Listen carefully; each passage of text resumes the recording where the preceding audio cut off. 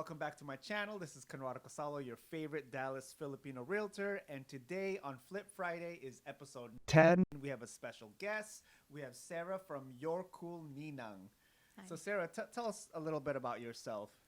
Okay, like I said, my name is Sarah. I'm locally known as Your Ninang, and I wanted to just be an online vendor turned to street vendor, I guess, or event vendor. So what is Your Cool Ninang? What is it? What do you sell? What's the products? Yep. So based on my name, I sell Filipino themed handmade goods. I started out with just hand sculpted keychains, and now I'm doing everything from shirts to decor and mouse pads and all that. So you're a creative. Yes. How did you get started? I don't know exactly when, but I know all my life I've always been a vendor. As a kid growing up in the Philippines, during the summer I would sell ice candy. Oh, That- wow. yeah, in the streets. Hustler. Yeah.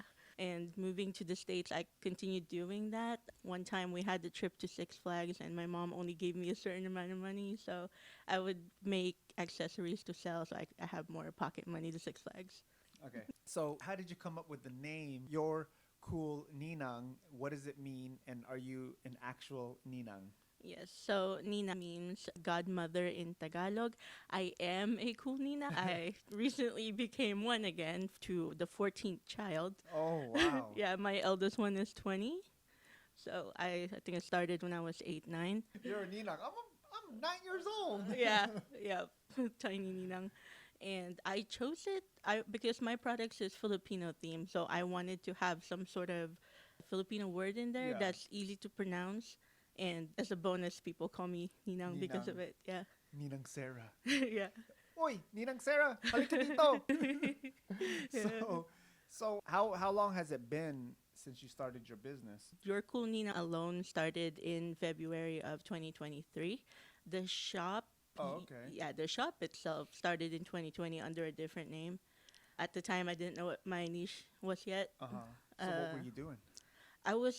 It was COVID, so I was selling face masks and COVID themed T-shirts. I actually called myself Film Ghosty because I just like ghosts. Like You like ghosts? I like ghosts. But you know what? See, you're the type of entrepreneur where you see a wave Hmm. and you just ride it. Yes. Whatever is going on around that time period, you know how to capitalize on it. Right. So now you're saying that you do anything from like stickers to keychains to T-shirts. Talk about a little bit more of your stickers, because I saw you on Instagram the other day and you had like one of those sticker vending machines. Yes. What's the deal with that? Yeah, so that's something I've always wanted to include to my business. When I was a kid, I liked going to the store and seeing one of those machines, asking my mom for 50 cents and Yeah. getting one. To have one with my own stickers in there has always been a dream ever since I started Your Cool Nina. So, Hey, you created yeah. it. And I found one on Facebook Marketplace. So Oh, that's so cool. currently flipping that. So now with that sticker machine, are you gonna have that when you go on like vending events? Yep. What events do you usually go to every year? I try to do mostly AAPI because my stuff don't normally sell at a general public market because Uh-huh. they don't know what They I don't have. understand. Yeah, they Yeah. ask questions, but that's not gonna make them buy immediately. So, yeah. And so you go more of like the Asian events. Yes. And how was that work out for you? Oh, you mean like how to find them? No, like how is it working out for you? Like you see more success with like smaller ones, bigger ones, or it doesn't really matter what the size is? Yeah, that part doesn't matter because impact is more important. I would Mhm. see like a little child looking, oh, mom, look, it's a tabo. We have one at home. Oh, Yeah. that's so cool. Yes. Or the food ones, they're like, Yeah. oh, I know what that is. So, Yeah, the other day you were wearing a T-shirt at the park, yeah. and I said, "Hey, where's that shirt from?" And you said, "Oh, it's mine," right? And I was like, "Wait a minute, I thought you're cool Ninang." So that technically isn't the brand of the shirt. Mm-hmm. That's just the design Yeah. of the shirt, but you have multiple designs in that branding. Yes. The one you saw, the Dalapino, that's something I wanted to include. Me being a Dalasite Yep. and being Filipino. Yeah, jalapeno. Yeah, Dalapino. And you even showed the population, the census, Hmm. the graph. Yep. Yeah. One day it won't be 80,000 anymore. But you know what? Did you know that that was 2020? I thought it was 23 when I googled it. Because Oh. we got here 2022, and they've been saying 80,000 for like the last few years. But it's like I know that we moved here and we weren't part of that census, and there are a lot Right. of other Filipinos that are not part of that census. Right. Right. Yeah. That some of them don't even know that they exist. Right. So you were unsuccessful in going to just regular markets opposed to Asian markets. Why do you think you're more successful with the Asian market? I believe it could be the lack of representation in Dallas because Hmm. a Chinese themed store could be in a regular market. People would know what a dumpling is, but Yeah, not everyone would know what a halo halo is. yeah. Yeah.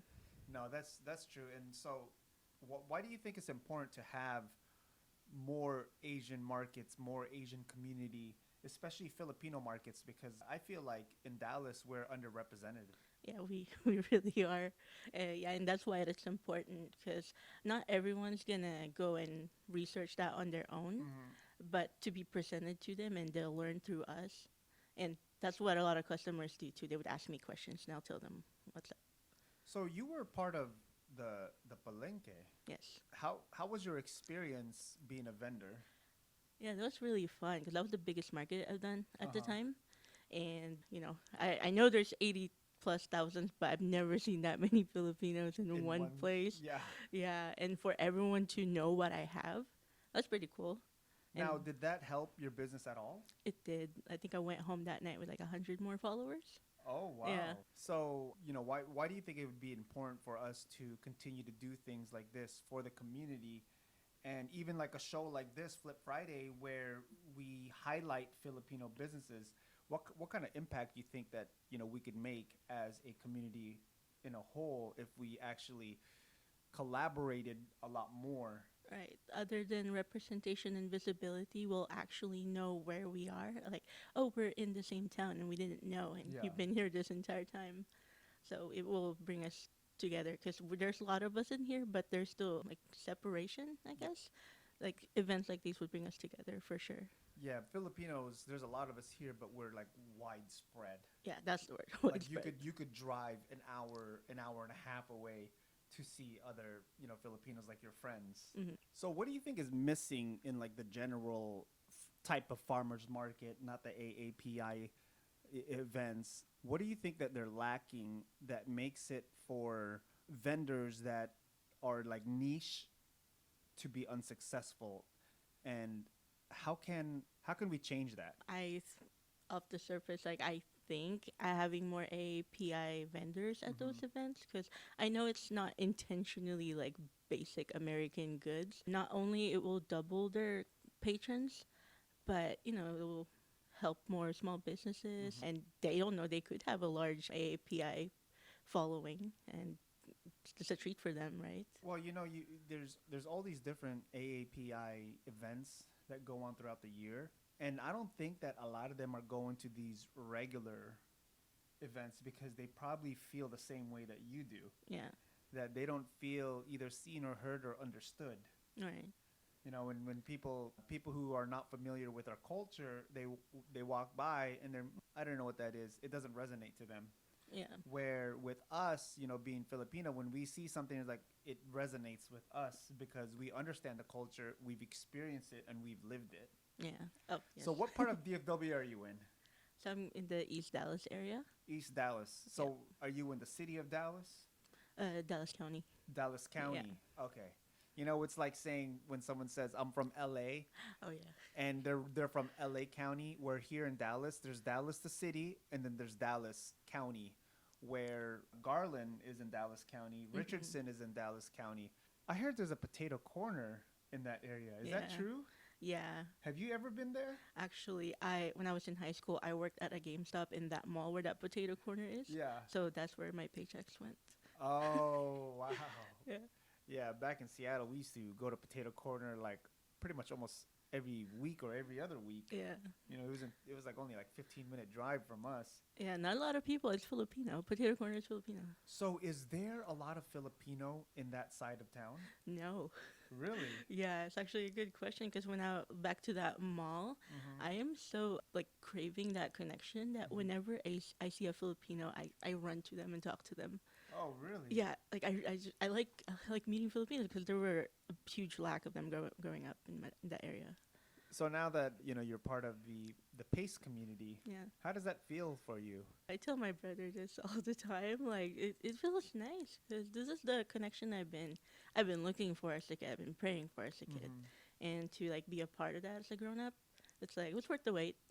I wish it was like here sooner, but Well, yeah, we're all here now, and the interesting thing is, there's the older generation where they have their Filipino community, but it seemed like they never took their kids to parties because a lot of the kids don't know each other. yeah, So this new generation of Filipinos coming up, everyone is saying the same thing. I wish there was a Filipino community growing up, but there was. They were just never involved in it. yeah, So now with our generation, we're saying like, hey, we got to go and create that. So for the next generation, they're not lost. yeah. And that's actually in tie with the products I make.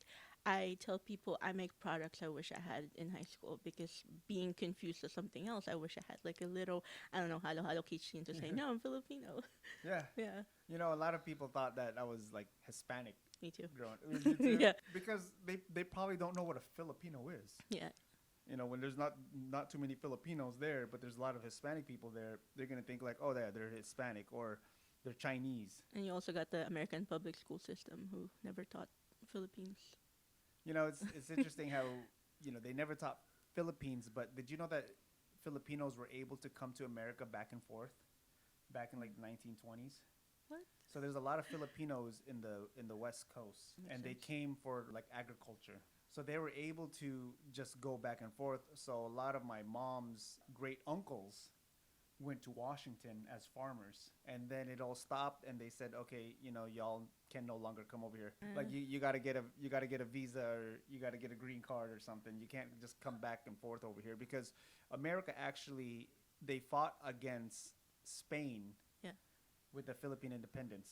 Right, yeah. And that's coming up next month. Yeah. Yeah. less than just a few weeks. June 12th. So what do you, as an entrepreneur, a Filipino business owner in Dallas, what's a word or an advice, a tip that you have for other aspiring entrepreneurs, Filipinos living in Dallas or even anywhere around the world? Like, what would you say, what type of mindset or creativity do you have to just even get started? Right. Well, in general, just start. A lot of times it takes like $0 to start. But to young Filipino aspiring entrepreneurs, I think the best piece of advice I can say is just don't listen to people who are just trying to say, oh, that's not going to go anywhere. People doubting you because I thought I was not going to go anywhere either. But now I'm doing at least 10 markets this year. Wow. Yeah. That's like one almost every month. Yeah. And then not only that, you even have like people online, right? Yeah. Also, on top of that, we are already so underrepresented. There's literally room for more of me. You don't want to keep us in the dark. Yeah. Yeah. So where can they find you on social media? Yes, I'm at your cool Ninang everywhere except for TikTok. It's at official your cool Ninang. So why not TikTok? Somebody took it. Oh, whoever took her TikTok name, y'all better give it back. It belongs to Sarah.